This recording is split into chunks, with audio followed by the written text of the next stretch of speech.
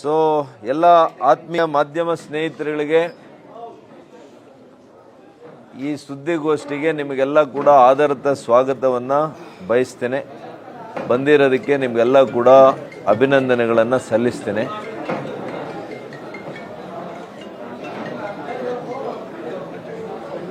ಇವತ್ತು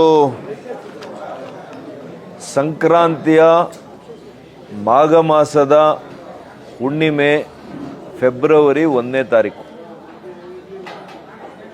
ಈ ಪವಿತ್ರವಾದಂಥ ದಿವಸ, ಹುಣ್ಣಿಮೆ ದಿವಸ, ಶಿವನ ಪುರಾತನ ದೇವಸ್ಥಾನ ಇರುತ್ತೆ.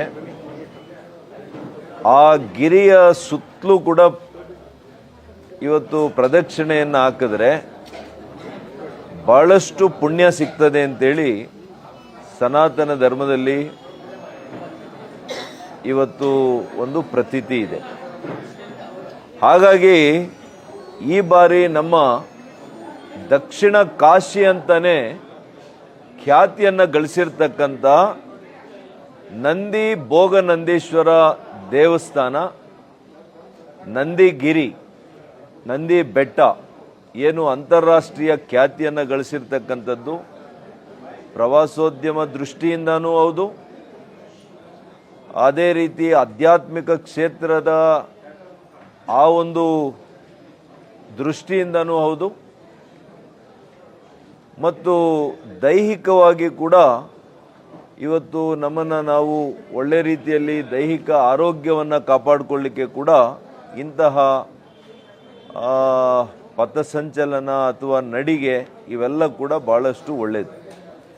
ಒಂದು ಆಧ್ಯಾತ್ಮಿಕ ಪ್ರಗತಿ, ಮನಃಶಾಂತಿ, ಆರೋಗ್ಯ ಸಿದ್ಧಿ ಮತ್ತು ಪ್ರವಾಸೋದ್ಯಮಕ್ಕೆ ವಿಶೇಷ ಒತ್ತು, ಇಷ್ಟು ಕೂಡ ಆಗೋದ್ರಿಂದ, ಮತ್ತು ಹುಣ್ಣಿಮೆ ನಿಮಗೆಲ್ಲ ಗೊತ್ತಿದೆ, ಸೂರ್ಯ ಚಂದ್ರರು ಇವರಿಲ್ಲ ಅಂದರೆ ಜಗತ್ತೇ ಇಲ್ಲ, ಬದುಕೇ ಇಲ್ಲ, ಜೀವ ಇಲ್ಲ.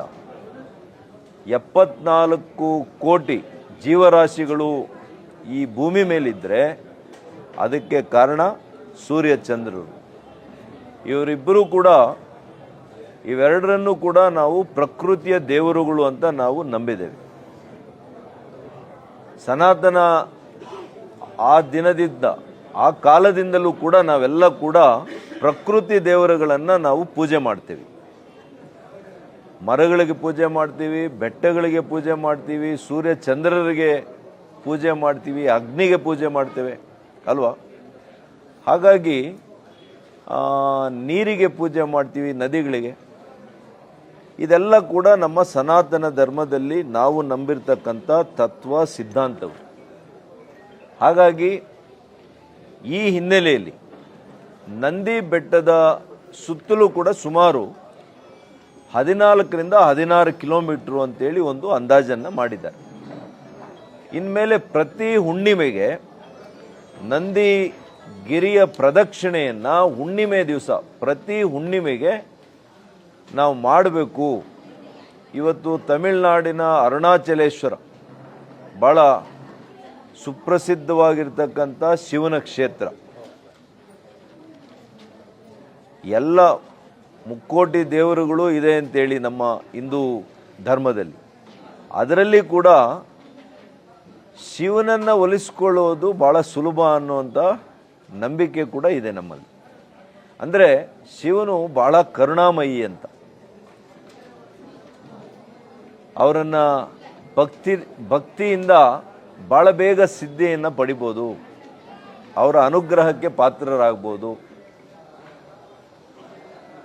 ಯಾರು